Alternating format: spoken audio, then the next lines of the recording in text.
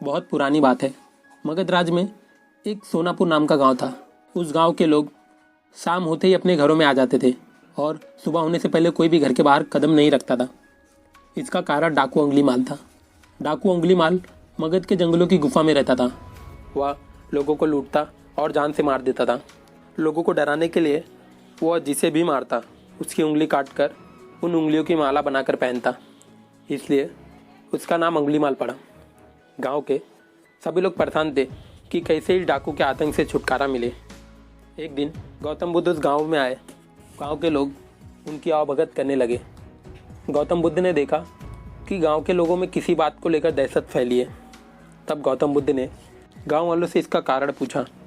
यह सुनते ही गांव वालों ने अंगुलीमाल के आतंक का पूरा किस्सा उन्हें सुनाया। अगले ही दिन गौतम बुद्ध जंगल की तरफ निकल पड़े। गांव वालों ने उन्हें बहुत रोका पर वे नहीं माने। बुद्ध को आते देख अंगुलीमाल हाथों में तलवार लेकर खड़ा हो गया, पर बुद्ध उसकी गुफा के सामने से निकल गए।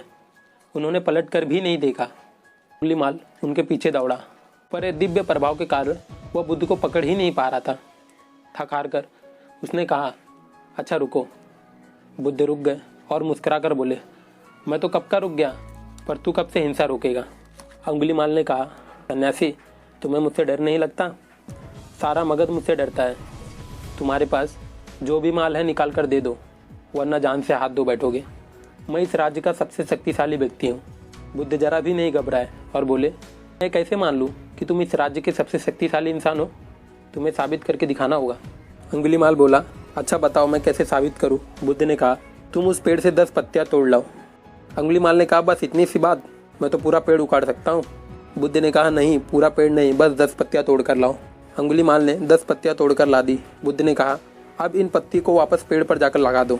अंगुलीमाल ने हैरान होकर कहा, टूटे हुए पत्ते कहीं वापस लगते हैं क्या? तो बुद्ध बोले, जब तुम इतनी छोटी सी चीज़ को वापस नहीं जोड़ सकते तो तुम सबसे शक्तिशाली कैसे हुए? यदि तुम किसी चीज़ को जोड़ नहीं सकते तो कम से कम उसे तोड़ो मत। यदि किसी को जीवन नहीं दे सकते तो उसे मृत्यु देने का अधिकार तुम्हें नहीं है। यह सुनकर अंगुलीमाल को अपनी गलती का एहसास हो गया और वह बुद्ध का शिष्य बन गया और उसी गाँव में रहकर लोगों की सेवा करने लगा। आगे चलकर यही अंगुलीमाल बहुत बड़ा सन्यासी बना और अहिंसा के नाम से प्रसिद्ध हुआ।